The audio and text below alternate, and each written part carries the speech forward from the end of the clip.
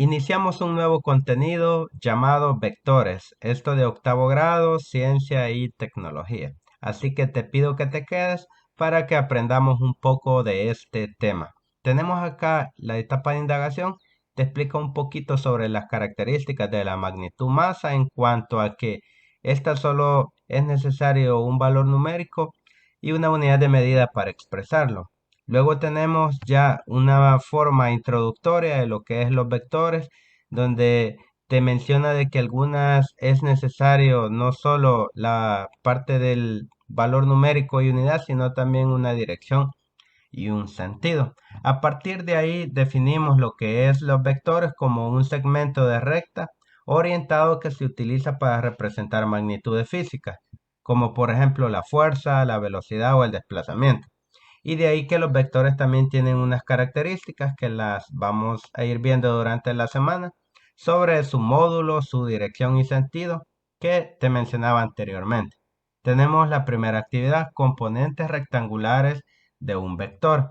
Dentro de ello tenemos unos materiales de fácil acceso y podríamos decir que vamos a estudiar un poco con esta práctica los componentes X y los componentes Y dentro de un plano cartesiano que te menciona acá en el procedimiento. Tú lo puedes leer detenidamente y lo importante y a la vez que nos facilita el trabajo, lo de las imágenes que tú puedes observar acá, que de alguna manera te guían para que puedas desarrollar con éxito tu práctica. Bueno, luego de que leas el procedimiento, te dice registra las magnitudes en tu cuaderno de trabajo. Acá te traigo un pequeño video, como en semanas anteriores, para que tú veas cómo queda de alguna manera la práctica experimental. Tenemos acá lo que es ya el papel, ya estructurado tal cual lo pide el procedimiento. Observa que está apoyado en la pared y acá tenemos pues el lápiz, ¿verdad? Midiéndolo, que aproximadamente mide 13.5 el que yo utilicé. Luego medimos el componente X, que sería acá donde tú observas la regla. Y a medida que nosotros vamos tomando medida y aumentando el componente Y, pues va cambiando lo que es la longitud del componente X, como puedes observar. Al inicio era de 13, luego ya tenemos un valor que es aproximadamente de 11. Y aquí analiza un poco las reglas. Casi la mayoría de las reglas traen un 0.5 no medido. Entonces debes de tomar eso en cuenta porque si no la medida no te va a dar exacta. Por ejemplo, el que yo estoy midiendo, aquí aproximadamente da 10.5. Entonces al restar ese 0.5 te queda de 10. Y acá tenemos un transportador. En este caso yo lo hice de manera casera, pues el que tengo tiene una regla en la parte de abajo. Entonces no se puede utilizar. Y observa que es una forma creativa para que tú hagas la práctica también, si acaso no tienes lo que es el instrumento. Acá ya estamos midiendo los ángulos respectivos que te los voy a mostrar en lo que es el cuaderno de trabajo, ya resuelto. Es indispensable que hagas este tipo de práctica. Y así culminaba lo que es la parte del video experimental. Y tenemos lo siguiente. Vamos a registrar las magnitudes. Acá dice, ten presente que el ángulo medido con el transportador es el ángulo del lápiz con respecto a la horizontal. Anota las mediciones. La longitud del lápiz, en este caso que yo utilicé, es de 13.5 centímetros. Tenemos un ángulo, que en mi caso fue de 9 para la primera marca, que fue de 2 centímetros. Prácticamente yo utilicé las marcas que aparecen acá en el libro, 2, 4, 6 y 8 para el eje vertical. Vamos a tomar esto como un plano cartesiano. Este sería el eje vertical y esta parte de acá representaría el eje X. Este el eje Y, eje X. ¿Por qué? Porque recuerda que si la línea la tomamos hacia abajo y continuamos, acá sería el eje Y. Y el eje X es en su forma horizontal, ¿verdad? Así que nos quedaría de 2 centímetros. Ya la marca horizontal me quedó de esta manera, 13 centímetros, porque ya estaba utilizando esta. Y la longitud del lápiz, 13.5 centímetros. A partir de ahí llenamos las tablas, o en este caso la primera. Y me quedó de esta manera, 2, 4, 6 y 8 para el eje Y. Y las marcas horizontales para el eje X me quedaron de la siguiente manera. 13, 12.5, 11.5 y 10 centímetros en este caso. A partir de ahí medimos los ángulos también, como lo observaste en el video del experimento. Y los ángulos que yo tomé fueron los siguientes: 9, 18, 27 y 40. Probablemente haya un pequeño margen de error. Recuerda eso, pues tuve que hacer el transportador y también el grosor del lápiz, pues a veces no permitía o a veces no permite lo que es tomar una medida exacta del ángulo. Pero estos son los datos que yo obtuve. Responde, dice: ¿qué ángulo hay entre la pared o superficie vertical y la mesa o superficie horizontal? De hecho, acá te explica cuáles son los que vas a utilizar. Y el ángulo es de 90 grados, ¿verdad? Un ángulo recto acá. De acá hacia acá hay 90 grados. Ahora, ¿qué representa la línea dibujada sobre el plano horizontal? Tenemos que representa el componente X o el eje X, y en el plano vertical ya te imaginarás que es el eje Y. El literal F: ¿en qué plano se ubicaría el lápiz?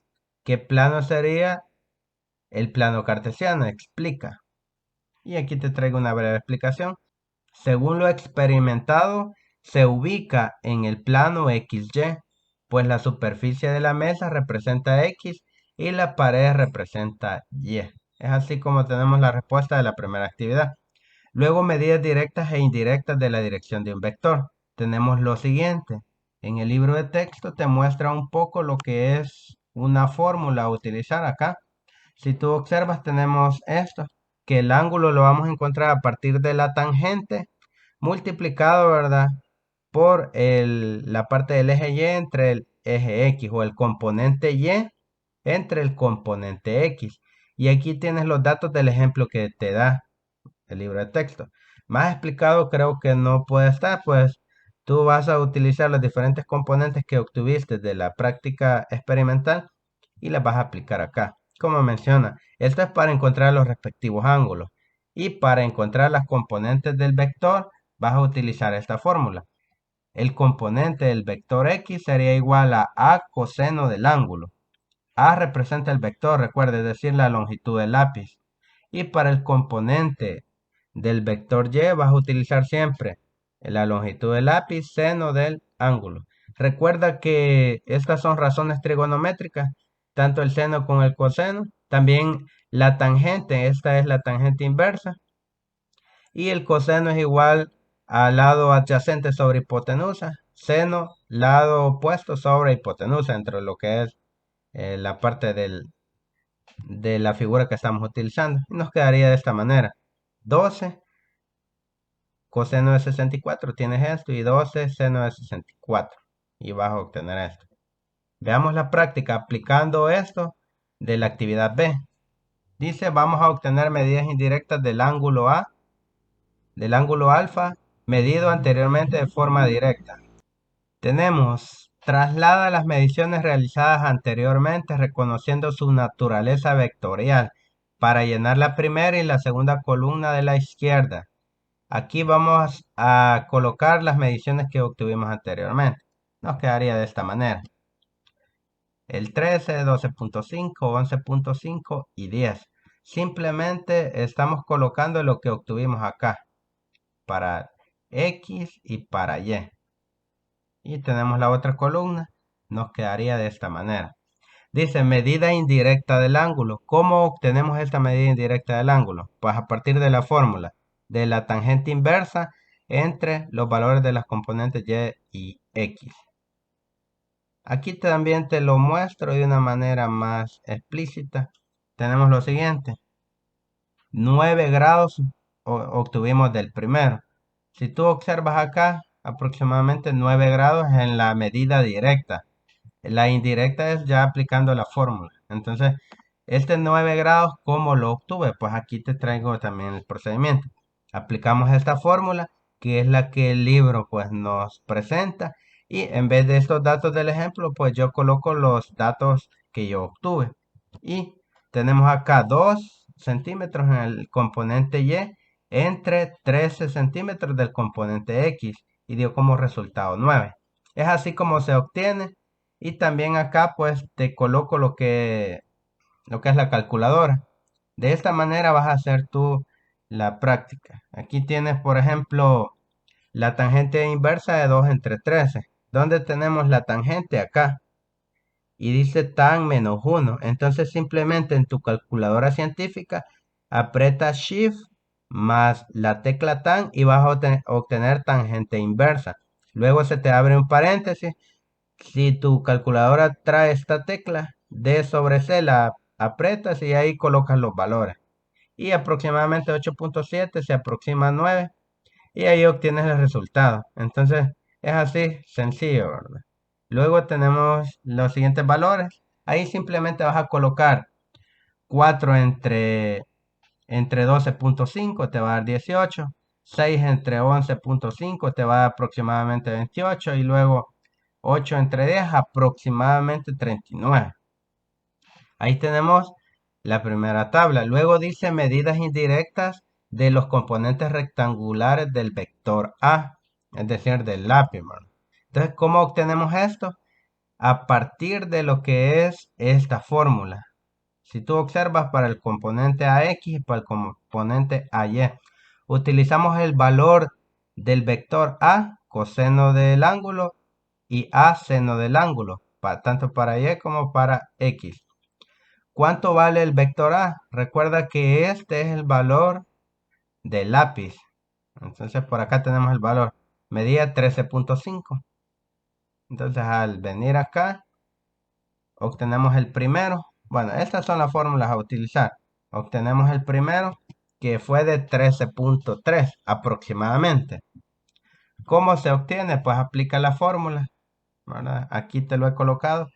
13.5. Recuerda el valor del lápiz, coseno de 9, que es el ángulo, ¿verdad? Que obtuvimos al inicio.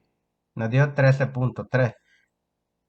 Y la calculadora que utilizamos acá, ¿verdad? Colocas el 13.5 para poder usarla. Y aquí tienes la tecla cos, que significa coseno, el lado adyacente sobre hipotenusa. 13.5 cos y agregas el valor numérico del ángulo que ya teníamos, que es de 9. Y obtuvimos 13.13.